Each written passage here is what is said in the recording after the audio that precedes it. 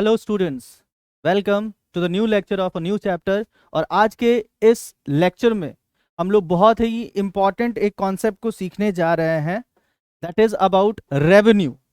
ठीक है, रेवेन्यू किसको कहते हैं, इसके बाद प्रोड्यूसर इक्विलिब्रियम किसको कहा जाता है, और ये इक्विलिब्रियम पॉइंट को कैसे एक प्रोड्यूसर अलग अलग बाजार के अंदर प्राप्त कर सकता है, हासिल कर सकता है, इसके बारे में हम लोग इस लेक्चर के अंदर सीखेंगे। ठीक है, सबसे पहला जो इंपॉर्टेंट टॉपिक है, इंपॉर्टेंट कॉन्सेप्ट है, जो हमको समझ लेना बहुत जरूरी है कि रेवेन्यू क्या है। ठीक है, अगर हम लोग देखें तो इस चैप्टर के अंदर हम लोग क्या क्या कंटेंट पहले देख लेते हैं कि क्या क्या चीजें हम लोगों को सीखना है। ठीक है, तो इसमें हम लोग हमारा जो डिस्कशन स्टार्ट होगा, ये स्टार्ट होगा अबाउट रेवेन्यू किसको कहते हैं। ठीक है, सबसे पहले हम लोग सीखेंगे कि रेवेन्यू है क्या, व्हाट इज रेवेन्यू। ठीक है, इसके बाद रेवेन्यू हम लोगों ने समझ लिया है, फिर हम लोग सीखेंगे कि टीआर, जिसको हम लोग कहते हैं टोटल रेवेन्यू, ठीक है, एआर और एमआर क्या होता है। ठीक है, जब हम लोग ने ये चीजें सीख लिया, बेसिक चीजें सीख लिया कि रेवेन्यू का मतलब क्या होता है, ठीक है, टीआर किसको कहते हैं, एआर किसको कहते हैं और एमआर किसको कहते हैं। ठीक है, ये जब हम लोग ने सीख लिया, इसके बाद हम लोग सीखेंगे व्हाट इज मार्केट, बाजार किसको कहते हैं। ठीक है, क्यों? क्योंकि देखो, रेवेन्यू अगर आप सीखोगे तब जाके आपको पता चलेगा कि रेवेन्यू का मतलब होता क्या है। ठीक है, और रेवेन्यू जब क्लियर हो गया है, डेफिनेशन क्लियर हो गया है, फिर हमको यह सीखना है कि बाजार में बाजार क्या होता है। ठीक है, किसको कहते हैं बाजार, बाजार है क्या, ये हम लोग सीखेंगे। और फिर हम लोग डिस्कस करेंगे अबाउट टाइप्स ऑफ मार्केट, बाजार के कितने प्रकार हैं, पूरा डिटेल में हम लोग उसके बारे में सीखेंगे। और फाइनली जब हम लोगों ने ये सब चीजें कर लिया, तब हम लोग सीखेंगे अबाउट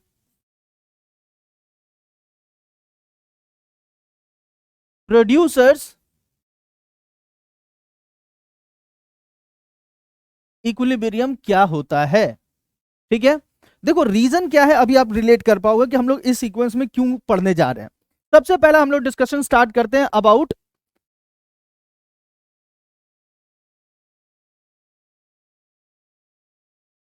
रेवेन्यू के बारे में। ठीक है, देखिए रेवेन्यू किसको कहा जाता है, तो revenue refers to the money received from the sale of commodity. ठीक है, यानी किसी भी वस्तु को बेच के जो भी धन की प्राप्ति होती है, उसको हम लोग क्या कहते हैं, संप्राप्ति यानी रेवेन्यू के नाम से जानते हैं। ठीक है, फिर से रिपीट करते हैं, किसी भी वस्तु को बेच के जो भी धन की प्राप्ति होती है, जो भी मुद्रा की प्राप्ति होती है, जो भी पैसे की प्राप्ति होती है, उसको हम लोग क्या कहते हैं, उसको रेवेन्यू कहते हैं। उम्मीद है ये चीज समझ में आ रहा होगा। ठीक है, अब अगर इस चीज को हम लोग थोड़ा सा और अच्छे से समझने की कोशिश करें, तो देखो इस चीज का मतलब होता क्या है। मान लेते हैं कि मैंने एक कॉमोडिटी है, ठीक है, उसको बनाने में जो पैसा खर्च किया है, उसको हम लोग क्या कहते हैं, कॉस्ट ऑफ प्रोडक्शन कहते हैं। ठीक है, मैंने एक वस्तु को बनाने में, मान लेते हैं ये वस्तु है, ठीक है, इसको बनाने में, इस वस्तु को बनाने में मेरे द्वारा जो पैसा खर्च किया गया है, वो कितना किया गया है, 5 रुपया। ठीक है, मेरे द्वारा कितना खर्च किया गया है, 5 रुपया खर्च किया गया है इस वस्तु के ऊपर। और फिक्स फैक्टर के ऊपर जो मेरा पैसा खर्च हुआ है, ठीक है, समझिएगा इसको, वस्तु को बनाने में, इस वस्तु को बनाने में मेरा कितना पैसा खर्च हुआ है, 5 रुपया खर्च हुआ है। अब जिस जगह पे मैं इसका प्रोडक्शन कर रहा हूं, उस जगह किराया भी होगा, हाँ या ना, तो उस जगह का जो भी किराया है, उस किराया को मैंने जब डिवाइड किया, तो एक मार्कर, एक इस पेन को बनाने में जो पूरा किराया का जो 1% आ रहा है, वो मान लेते हैं 3 रुपया मेरा इस वस्तु के ऊपर फिक्स कॉस्ट के रूप में खर्च हुआ। फिर से सुनिएगा ध्यान से, इस वस्तु को बनाने में, एग्जैक्ट इस वस्तु को बनाने में 5 रुपए मेरा लगा, ठीक है। अब क्योंकि इसका प्रोडक्शन मैं एक जगह पे कर रहा हूं, उसका किराया है, जो भी किराया है वो उस किराया का 3 रुपया जो हिस्सा है वो इस पेन के ऊपर आ रहा है, ठीक है। यानी जो मेरा कुल खर्च है, टोटल खर्च है, इस पेन का कितना हो गया, 8 रुपया हो गया, ठीक है। अब सुनिएगा ध्यान से, मैंने जब इस पेन को बेचा, तो बेचने के बाद मुझे रुपया कितना मिला है, 10 रुपया मिला है। कितना मिला है, 10 रुपया मिला है। तो ये जो 10 रुपया कहलाएगा, ये जो 10 रुपया है, दैट इज कॉल्ड रेवेन्यू। उसको हम लोग क्या कहेंगे, रेवेन्यू कहेंगे। समझ में आ रहा है, रिलेट कर पा रहे हो आप कि रेवेन्यू का मतलब क्या है, the money received by selling the commodity, ठीक है। तो ये था कॉमोडिटी, इसको बेच के मुझे जो पैसा मिला वो क्या है, रेवेन्यू है। ये 10 रुपया मेरे लिए क्या है, रेवेन्यू है। तो ये जो 10 रुपया मुझे मिला है, ये जो 10 रुपया मुझे मिला है, इस 10 रुपया में देखा जाए तो मेरा लागत शामिल है और इस 10 रुपया में मेरा प्रॉफिट भी शामिल है। समझ में आ रहा है, इस 10 रुपया में मेरा लागत शामिल है और इस 10 रुपया में क्या है, मेरा प्रॉफिट भी शामिल है, ठीक है। तो अगर मैं लागत की बात करूं तो इस वस्तु के ऊपर मेरा लागत कितने का हुआ था। अच्छा, लागत भी हम लोग जानते हैं कितने टाइप का होता है, 2 टाइप का होता है। एक होता है फिक्स्ड लागत, जिसको फिक्स कॉस्ट कहते हैं, और एक होता है वेरिएबल कॉस्ट, ठीक है। समझ में आ रहा है। तो मेरा खर्चा कितना हुआ था इस वस्तु के ऊपर, टोटल खर्चा हुआ था 8 रुपया पर पीस के ऊपर, ठीक है। जिसमें से मेरा 3 रुपया खर्च हुआ था एज वेरिएबल फैक्टर, सॉरी 3 रुपया खर्च हुआ था एज फिक्स फैक्टर, और 5 रुपया मेरा मान लेते हैं यहां पे वेरिएबल फैक्टर के रूप में है, ठीक है। अब इस 10 रुपया में से 8 रुपया तो निकल गया, बचा मेरे पास क्या, 2 रुपया। वो 2 रुपया क्या है, प्रॉफिट है। तो बच्चों आप याद रखिएगा, जब भी कोई बोले कि रेवेन्यू क्या है, तो रेवेन्यू आपने समझ लिया कि the money received by selling a commodity, यानी किसी भी वस्तु को बेच के जो पैसा की प्राप्ति हुई, जो धन की प्राप्ति हुई, जो मुद्रा की प्राप्ति हुई, उसको हम लोग क्या कहते हैं, रेवेन्यू कहते हैं। And revenue include what, cost plus profit. समझ में आ रहा है, रेवेन्यू के अंदर क्या आता है, तो कॉस्ट प्लस प्रॉफिट दोनों शामिल है। अब ध्यान से रिलेट करते हैं जो हम लोग पढ़ने जा रहे हैं। देखिए, आपको मैंने ये सीक्वेंस बताया है, हमने समझ लिया रेवेन्यू क्या है।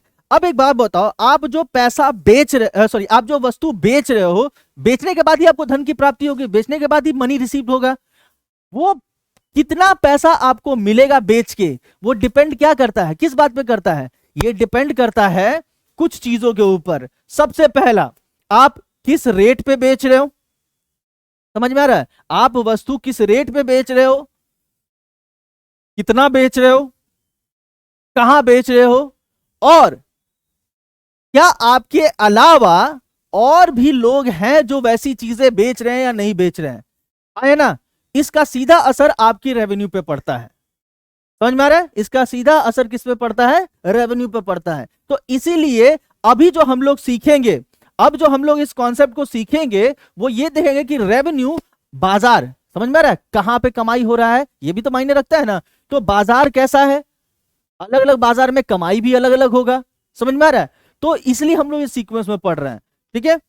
अभी आगे देखिए, रेवेन्यू समझ में आ रहा है। अब अगर कोई आपसे पूछे कि बताइए टोटल रेवेन्यू किसको कहते हैं, total revenue which is TR, होता क्या है, बाय डेफिनेशन चलते हैं पहले। Total revenue refers to the sum total of money received by selling all the units of the commodity। यानी आपके पास कुल जितनी भी पेन आपने बना के तैयार किया है, उन सभी पेन को जब आपने बेच दिया, तो बेचने से जो भी आपको पैसा मिला है उसके जोड़ को हम लोग क्या कहते हैं, टोटल रेवेन्यू कहते हैं। समझ में आ रहा है। तो ये कैसे निकलता है, बहुत सिंपल सा तरीका है। आप देखते हो टोटल कुल कमाई निकालना है तो कैसे निकालोगे, किस रेट पे मैंने सामान बेचा है, ठीक है, और कितना क्वांटिटी मैंने बेचा है, उस पे डिपेंड करता है कि आपकी कुल कमाई कितनी होगी। इसके बाद आते हैं हम लोग अगले कॉन्सेप्ट के ऊपर, यह कहलाता है आपका मार्जिनल रेवेन्यू। नेक्स्ट जो टर्म है वो क्या है,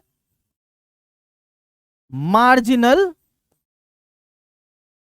रेवेन्यू है, जिसको क्या कहते हैं हम लोग, एमआर कहते हैं। एमआर का मतलब क्या होता है, देखो मार्जिनल का कॉन्सेप्ट आपको याद होगा ना, आपने प्रोडक्शन में पढ़ा, आपने कॉस्ट में पढ़ा, आपने रेवेन्यू में भी पढ़ा है। क्या करते थे, total N minus total N minus one करते थे। तो यहां पे क्या हो जाएगा, T R N minus T R N minus one. ठीक है, ये तो हो गया फॉर्मूला। अभी देखते हैं, इसको आगे समझने की कोशिश करते हैं कि ये लॉजिक आता क्या है। देखो बहुत सिंपल सा अप्रोच है ये। मार्जिनल रेवेन्यू, मार्जिनल प्रोडक्शन पढ़ा है, मार्जिनल कॉस्ट पढ़ा है, मार्जिनल यूटिलिटी पढ़ा है, सेम वही चीज है। Marginal revenue refers to the change that occur in total revenue with every additional sale of the commodity. यानी हर बार मैंने 10 रुपए का ये पेन बेचा, ठीक है, मैंने क्या बेचा, 10 रुपए का ये पेन बेचा। किस रेट पे बेचा, 10 रुपए में बेचा। मुझे कितना मिला, 10 रुपया मिला। ठीक है, मैंने एक और पेन बेचा, कितना हुआ, मैंने क्या किया, एक और पेन बेचा। किस रेट पे, 10 रुपया पे ही बेचूंगा। ठीक है, पहला बार मैंने कितने में बेचा, मान लेते हैं क्वांटिटी है, मैंने एक पेन को किस प्राइस पे बेचा है, 10 रुपए पे बेचा है। ठीक है, मेरी कुल कमाई कितनी हो गई, मेरी कुल कमाई हो गई 10 रुपया, क्योंकि मैंने एक ही पीस बेचा है। ठीक है,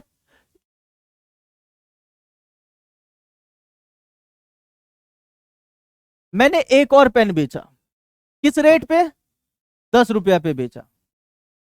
ठीक है, अभी मेरे इस पर्टिकुलर पॉइंट पे मैंने कितने कुल पेन बेच दिए हैं, 2।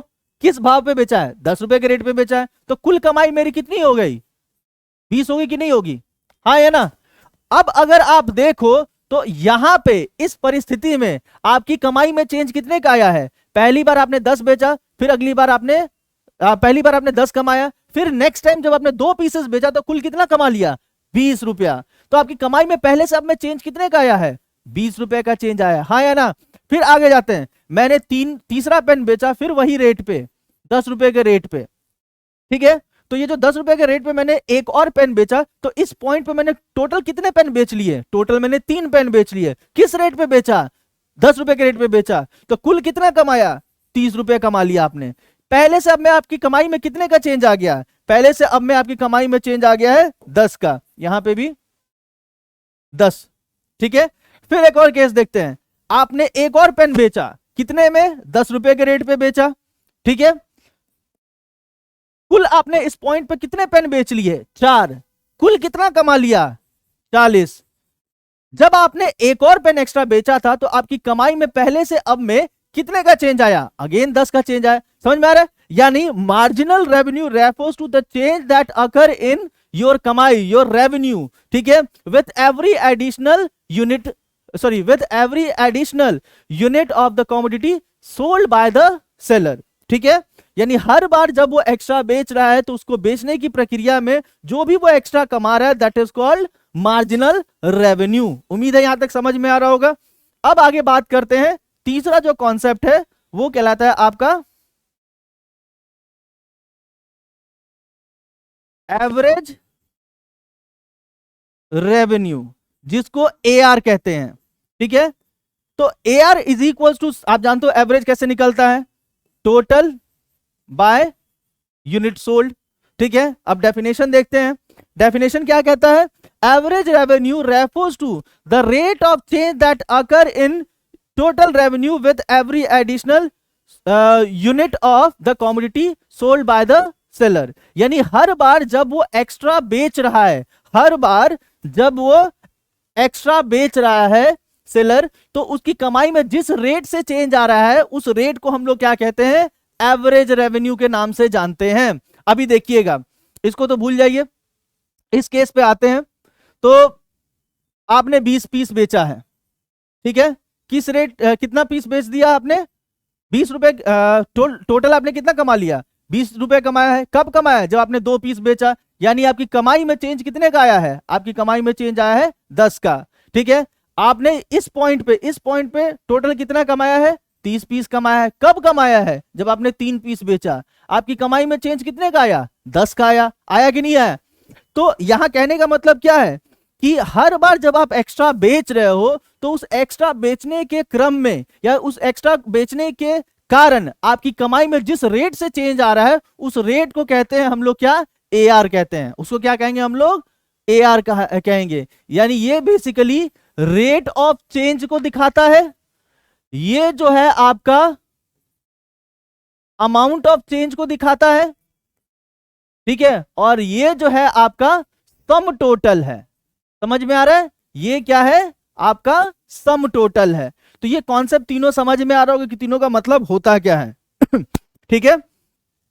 Total revenue refers to the sum total of revenue by selling all the units of the commodity. कुल सारी पीसेस को बेच के, कुल सारे यूनिट्स को बेच के जो आपने कमाया उसके जोड़ को हम लोग क्या कहते हैं? टोटल रेवेन्यू कहते हैं। और हर बार जब एक्स्ट्रा बेच रहे हो उस एक्स्ट्रा बेचने की वजह से, ठीक है, आपकी कमाई में जिस रेट से चेंज आता है उसको कहते हैं एवरेज रेवेन्यू, और जिस अमाउंट से चेंज आता है उसको हम लोग कहते हैं मार्जिनल। ध्यान सुनिएगा, इसको ऐसे याद रखिए। मैंने पहले भी बोला था, मान लेते हैं your marks get change bye 10% और आपका जो मार्क्स है वो उसमें 40 मार्क्स का परिवर्तन आया है। दोनों में अंतर समझ में आ रहा है?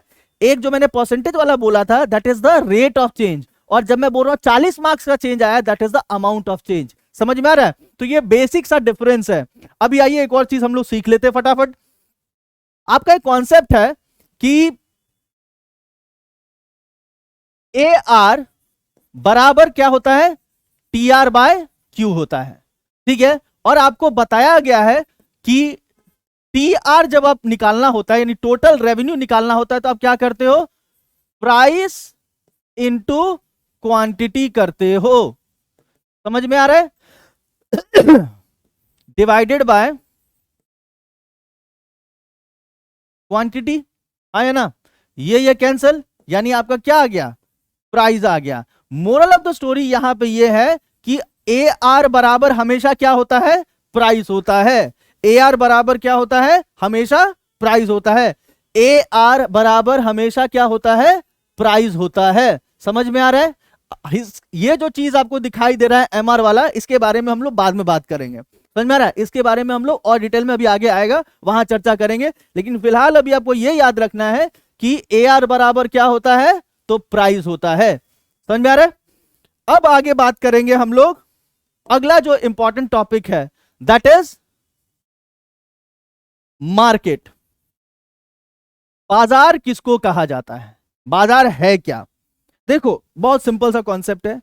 अगर आपसे कोई पूछे कि बाजार क्या है, तो बाजार एक व्यवस्था है। समझ में आ रहा है? बाजार क्या है? एक व्यवस्था है। एक ऐसी व्यवस्था जो बायर और सेलर को सुविधा देता है। किस चीज की सुविधा देता है? तो बायर और सेलर को यह सुविधा देता है कि वो दोनों एक दूसरे से संपर्क कर पाए ताकि जो बेचने और खरीदने की जो प्रक्रिया है उसको संपन्न किया जा सके। समझ में आ रहा है? तो market refers to an arrangement or a mechanism where which facilitates the buyer and seller to contact with each other for the purpose of buying and selling of the commodity। ठीक है। बाजार वो व्यवस्था है जहां जो बायर और seller को वो सुविधा देता है कि वो एक दूसरे से संपर्क कर पाए, ठीक है, ताकि वस्तुओं को बेचने और खरीदने की प्रक्रिया को सरल बनाया जा सके। समझ में आ रहा है? तो बाजार को हम लोग इस तरीके से समझ सकते हैं। अभी देखिए, रेवेन्यू आप क्या कमाओगे वो डिपेंड करता है बाजार कैसा है, ठीक है, और बेचने वाला कैसा है, फिर किस रेट पे बेच रहा है और कितना बेच रहा है। अभी इसी कॉन्सेप्ट को देखिए। बाजार को अगर हम लोग समझने की कोशिश करें तो बाजार के कुछ टाइप्स हैं।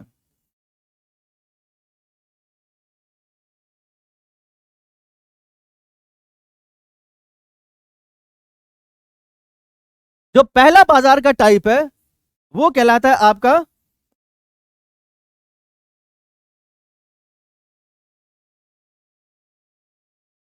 परफेक्ट कंपटीशन मार्केट, पूर्ण प्रतियोगिता बाजार।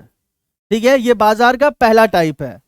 दूसरा जो टाइप हमारे सामने आता है, जो सेकंड टाइप है, that is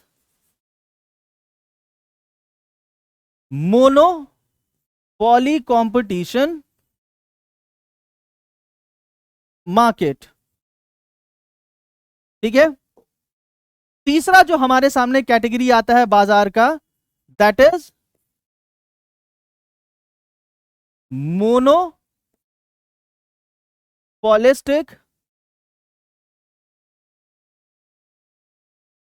competition market.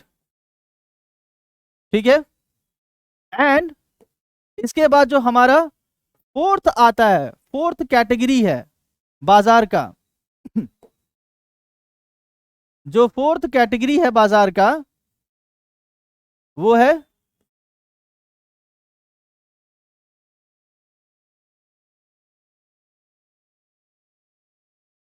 Oligopoly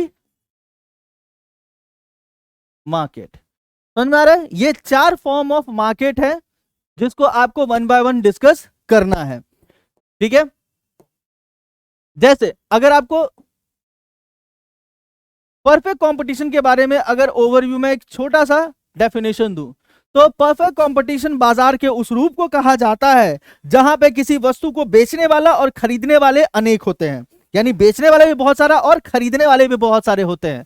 ठीक है, और प्रत्येक जो बेचने वाला है वो सेम काइंड ऑफ कॉमोडिटी यानी होमोजीनियस कॉमोडिटी को बेच रहा है। यानी मान लेते हैं कि मैं अगर ये पेन की बात करूं तो इस पेन को मैं बेच रहा हूं, मेरे अलावा और भी लोग हैं, ठीक है, जो same pen same company same model का जो पेन है वो बेच रहा है। ऐसा नहीं कि मैं अकेला बेचने वाला हूं।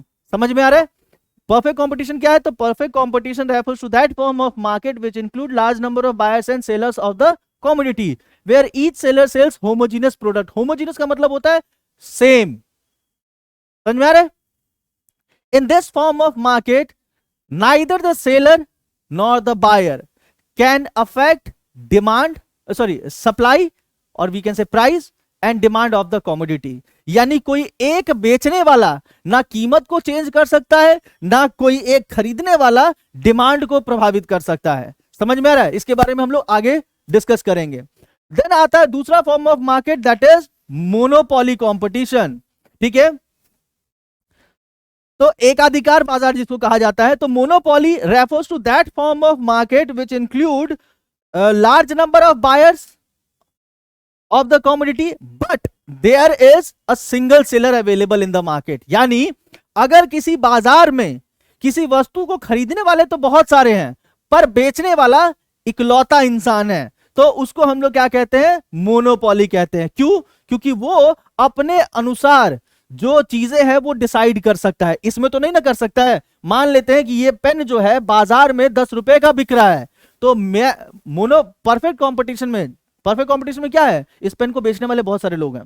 ठीक है, तो अगर परफेक्ट कंपटीशन में मैं इसको 10 रुपए में ना बेच के 12 में बेचना चाहूंगा, क्या ये बिकेगा? नहीं बिकेगा। वहीं दूसरी ओर अगर मैं इसको 10 में ना बेच के 9 में बेचना चाहूं, क्या ये बिकेगा?